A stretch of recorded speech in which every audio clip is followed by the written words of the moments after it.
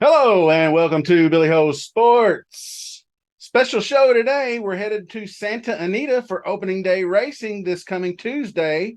The incredible day will feature the Grade 1 Malibu Stakes, but we are going to start with the earlier races, including the American Oaks. Then we'll hit the feature race. Then we'll finish up with the LaBrea Stakes later on in the card. So stick around because you don't want to miss anything. I got some good information, race replays, past performances, a couple of nice angles to play for Boxing Day. So anyway, as we wrap up an incredible year of horse racing, I just wanted to take a moment to express my deepest gratitude to each and every one of you. Your support has been the driving force behind me improving my content this season. Your enthusiasm, feedback, encouragement have motivated me to become a better handicapper and a host. So here's wishing you happy holidays, holiday season, however you may celebrate it. And here's to looking forward to a stellar 2024. Let's go.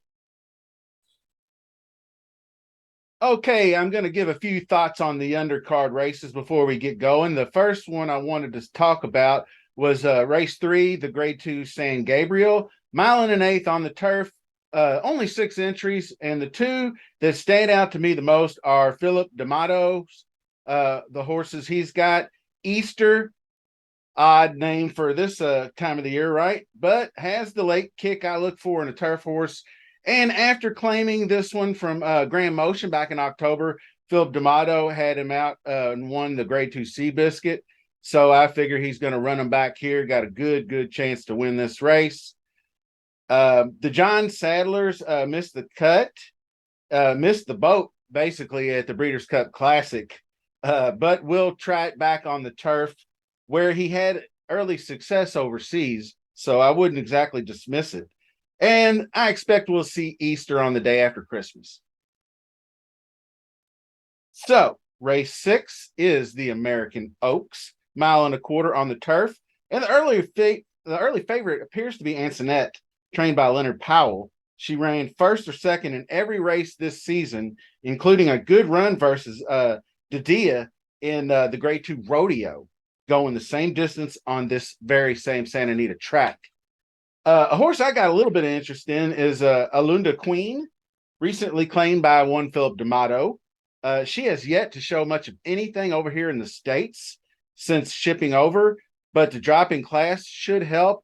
And if you look back at her last race, it was the Grade 1 Matriarch at Del Mar. She got off slow. She was stuck inside, had to save ground the whole way, but did engage and started moving forward into the stretch. Just got shut off and had to pull up to save it for another day. So I think she can vastly improve off of that effort.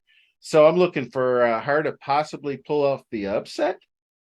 At least a big improvement to round out some exactas and exotics and whatnot. So now on to the main event. We have the Malibu Stakes, 7 furlong sprint for 3-year-olds. Should be a highly competitive contest.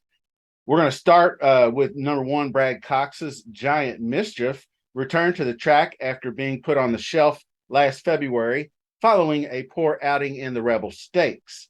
His comeback at 6 furlongs at Churchill Downs September 20th was triumphant. Then he tackled 7 furlongs on November 26th.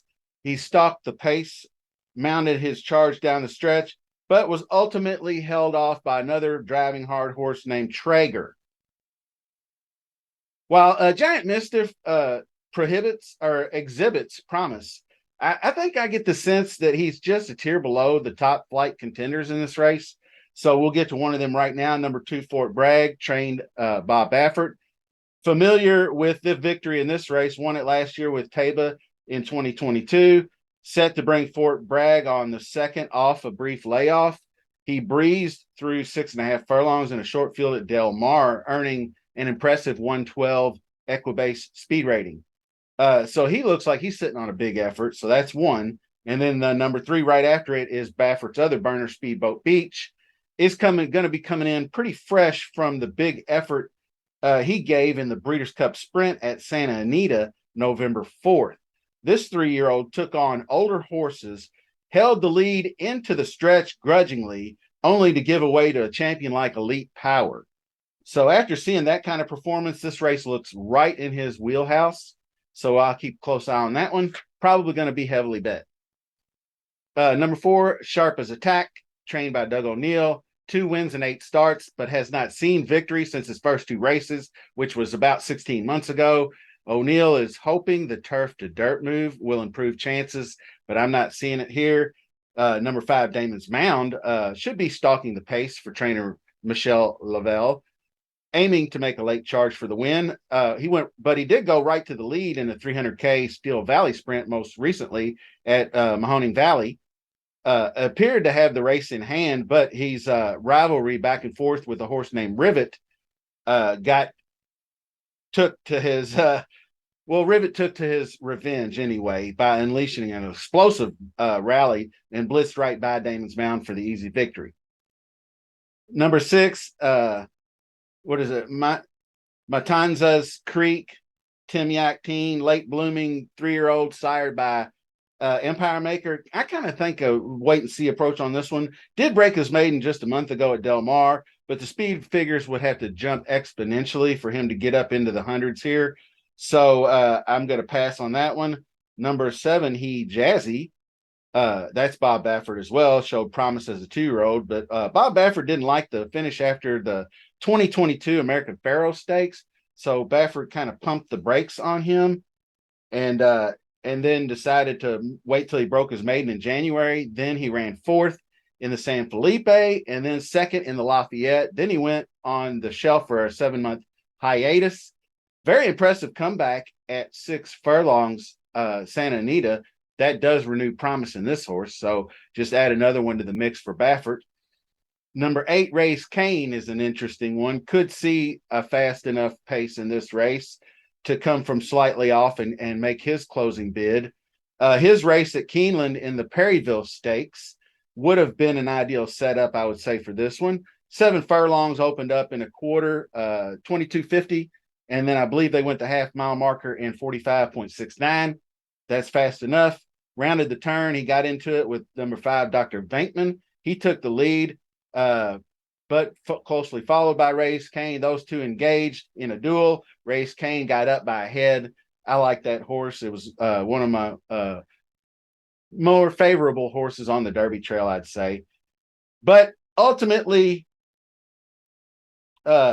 Speedboat Beach, absolutely the one to beat.